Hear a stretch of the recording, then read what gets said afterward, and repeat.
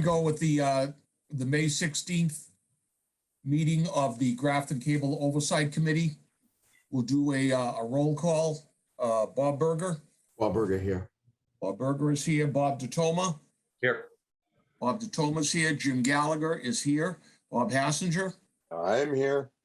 Bob Hassinger is here. Jack Kelly. Lisa Kelly. Corson Wyman. Okay. I'm not really surprised by that, but we'll go on as we do have a quorum. Bob, do we have anyone in the public? No. Okay, so there's no public comment. We can get right to Mr. Berger's financial report. I'm really liking this expense report that you send out, Bob. Excellent. Thank you very much. My pleasure. Bob, can you share the screen so I can just take it? Stand by.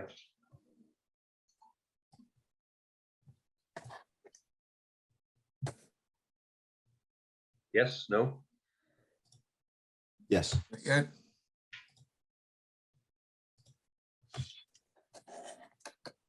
Okay, so here's the report. Hopefully everybody had a chance to read it. I'm just going to dive down right to the bottom part. So it looks like we're at 74% for our wages. We've so far have spent $75,208.37. Purchase of services is $33,329.38. Energy and non-energy, $7,399.15. And supplies is $8,506.51, which brings us to a grand total of what we expended so far this year is $124,443 and I think 40 cents. I don't know why it, no, 41 cents. 41, yeah. Yeah, I see it on the other side. I dropped the one. So if you think about it, we have another big bill that we have to pay soon, which is going to be about $110,000. So that's going to bring us up to $200 and maybe $35,000 that we've expended this year, well under the $335,000 that we anticipated we needed. So I think that we're in good shape, you know, on where we are and where we're going. And I'm going to go down to, this is the general fund money. And I'm not going to read all the items. It's kind of small print, but so far we have spent $1,833 out of that $3,000 balance that we brought in at the beginning of the fiscal year. And with that, Mr. Chair, that is my report. Thank you very much. Is there anyone that has any questions on this? Bob Hassinger. Yeah. So we've got like more than half of our 3,000-ish, our 50 cents of subscriber unspent at this point. No, we've expended more. We've expended more. All right. Yeah, we've expended $1,833 out of the 3,000. Okay, so there's still 1,200. There is still $1,200 left. Yeah, we always used to try to spend that out if we could. I don't know what we might want to do, but that money goes away if we. We're going to spend it. We're going to do our best to spend it. I'm going to. You know, that was one of the questions that I had too, Bob. So thank you for that. I see. Bob DeToma. Yeah, there's another batch of invoices that are going to be paid this week. So. And is there anything that you think some of it will come out of there? Oh yeah, we can out of that budget. We can work it down. Yeah. Okay. Okay. Thank you. My other question is, it was similar to what Bob Hassinger was saying, is that do we have anything that is on our wish list before the end of the fiscal year that we want to buy now? I don't have anything. I think any of the things that we would have on a wish list would be sizable. We used to be able to buy some from tapes. Now we don't need tapes. How about memory cards Yeah, that's a good buy. We could do those because those are getting more and more expensive every day. So yeah, it's a good How guess. about, is there anything for the, any of the, particularly the Macs, but the computers?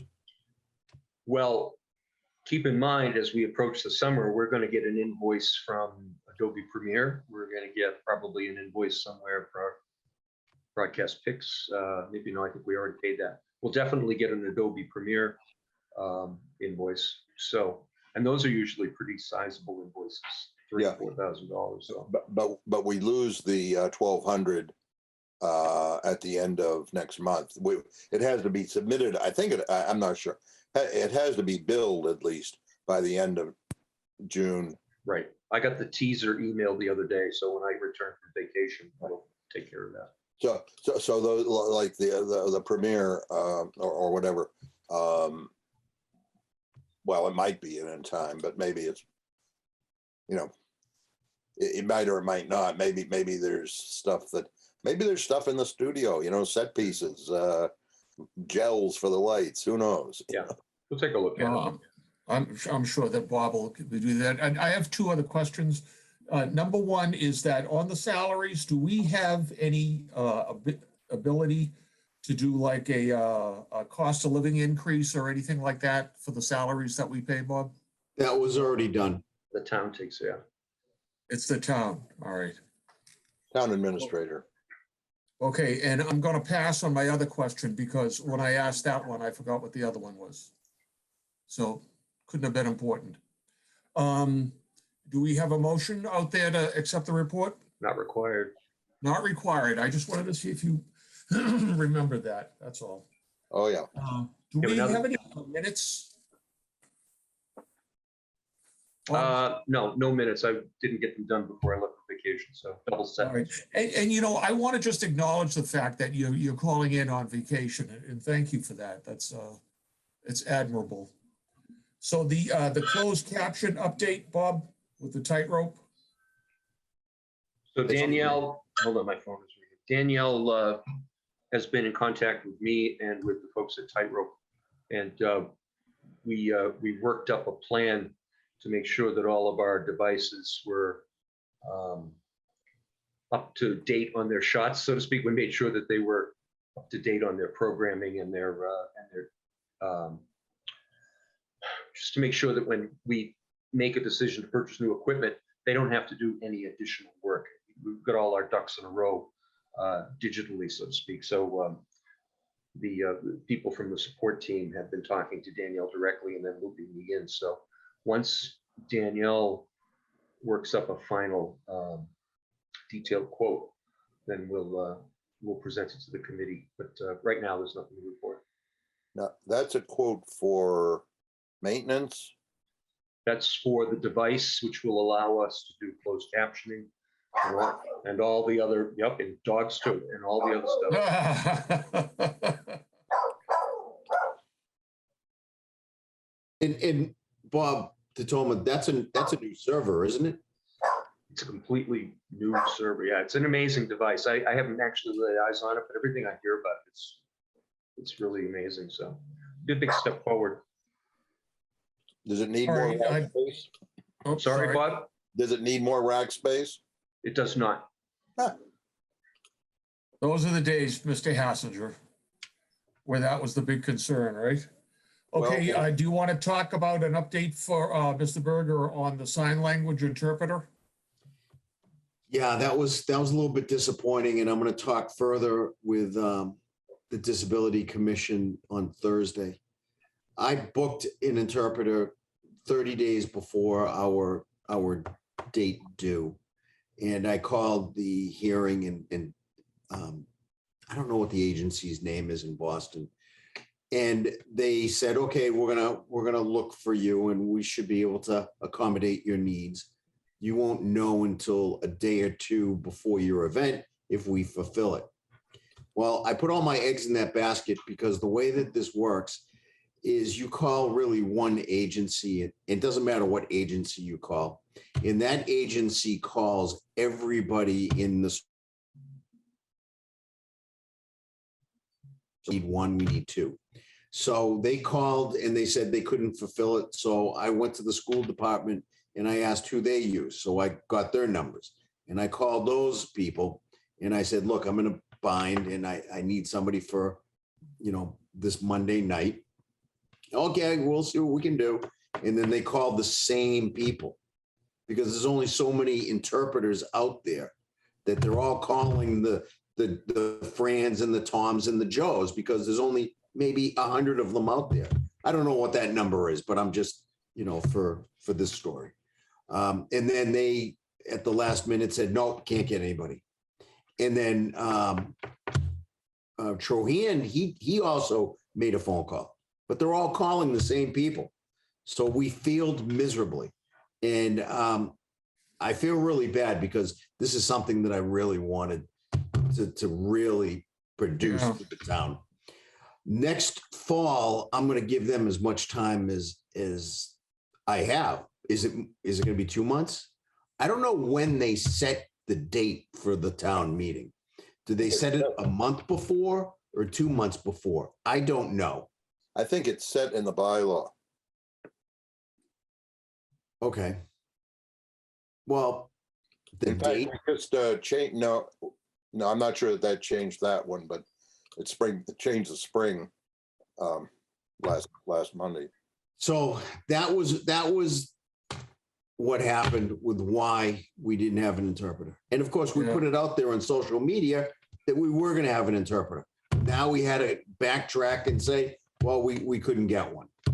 Well, that's my report. Yeah. So you announced we're going to try to get an interpreter because the whole world is up against the same problem.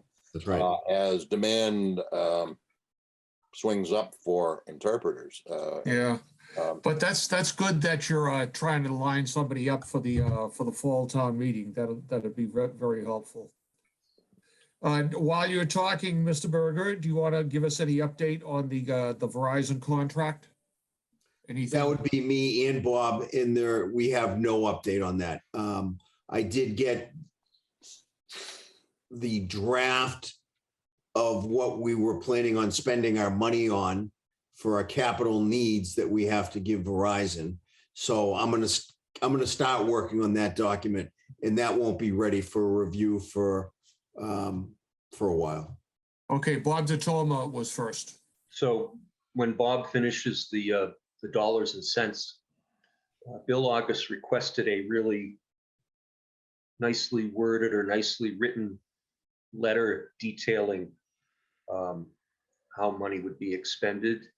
And he recommended using terminology like how we support the town. This is used to support the community. This is important for the function of this. And so he's looking for a narrative to go along with the math. So and I have that because we submitted that last time, and he liked what we submitted last time. And we're not reinventing the wheel because when I gave him a 5-year plan on our last go around, I'm sticking with that document, and I'm just going to modify that document because there's things that we've done that we can take off. But I see you, Bob. There's things that we've done that we can take off the list, but there's things that are on the list that have not been accomplished.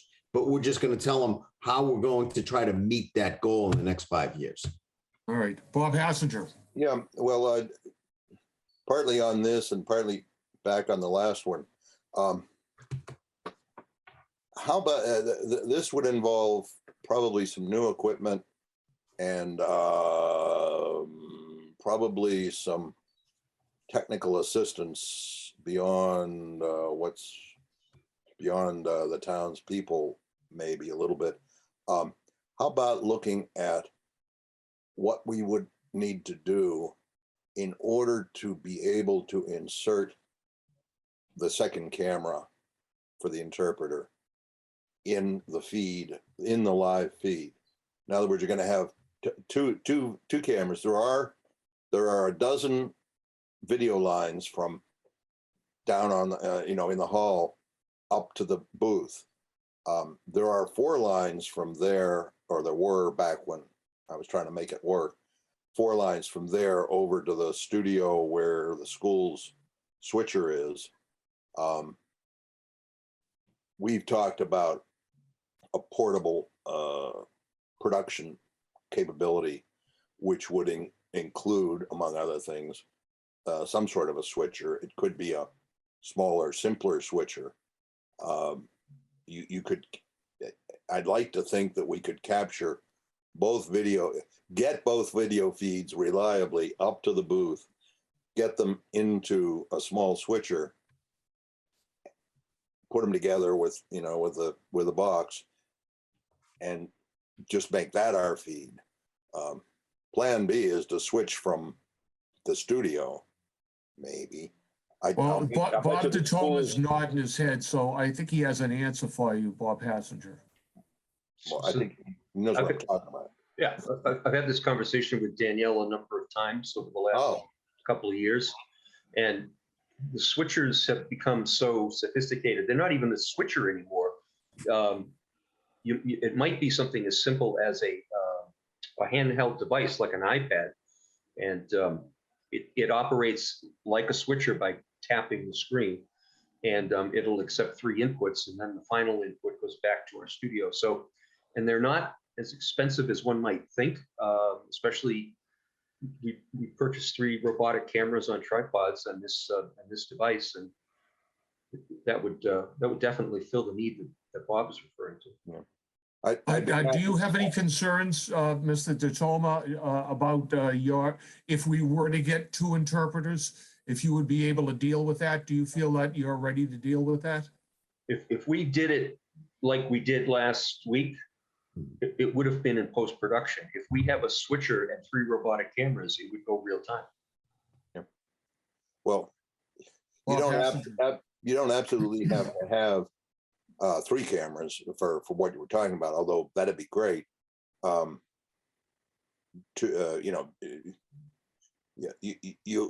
camera needs to be on the interpreter, and it wouldn't be bad at all to have a camera on the stage and another camera positioned up on the apron, getting a better view out to the audience, something like that. But if it's a money issue, you might be able to do the switcher with whatever cameras you're choosing. Bob,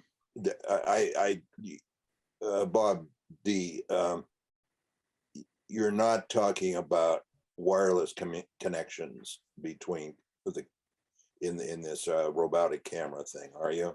Wireless was an option, but I don't believe that we specified how it was done. We were just talking about the theory behind buying a device, 3 cameras and a signal out. So, I mean, as we get more down into the weeds, we can detail it and see what Danielle recommends. Right. But at the time, it wasn't specified in the conversation. Yeah, that's another element. It would be really great if it was wireless, but back a few years ago when I looked into all of this, or all that time when I was looking into this, it was really too expensive to be viable. Nowadays, you might very well be able to do that, and that would really make a mobile setup. I think we're gonna have more of what you're looking for, Bob Hassinger, as we move on. And I think what I just did is I just made a note to make sure that we go back to this again in the June meeting and see what other information that we have. Go ahead, Bob. But also, you were just talking about on the current item about what our needs for the future. And there's no question, I don't know, maybe you've already got it, but there's no question that this kind of a flexible field production capability would really be helpful. There are a lot of things where all we can do right now is 1 camera. So, and Bob DeToma's nodding his head. Okay.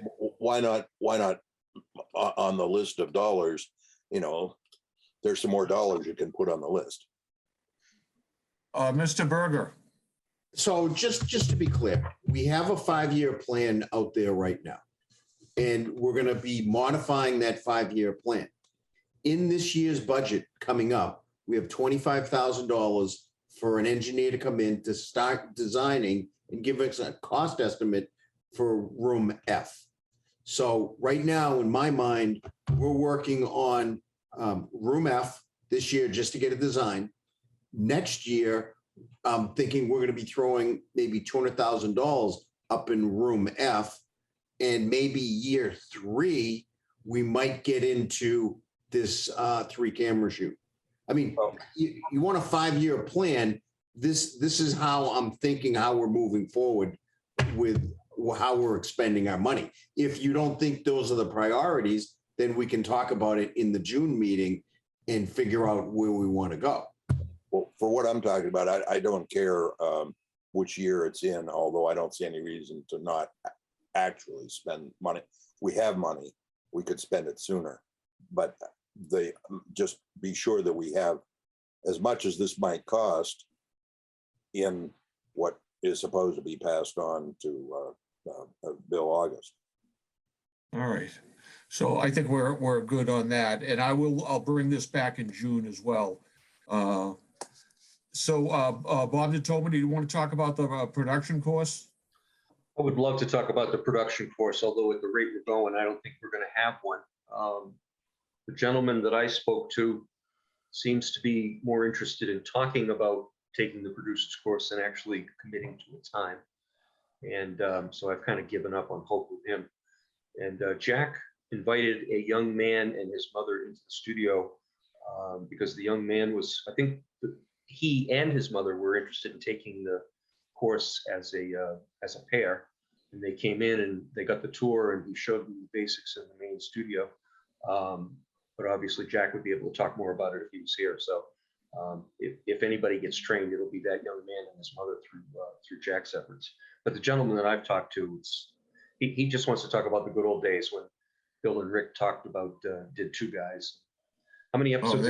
How many episodes of Geezers did you guys do? I think he just likes to talk nostalgia. I don't think he's really ever going to come in. So I'm going to leave. I'm sorry. I was going to say, I'm thinking that in the fall, I'm thinking that I'm just going to say, look, if you're interested in the producer's course, it's Thursday evening, 7 o'clock in the conference room.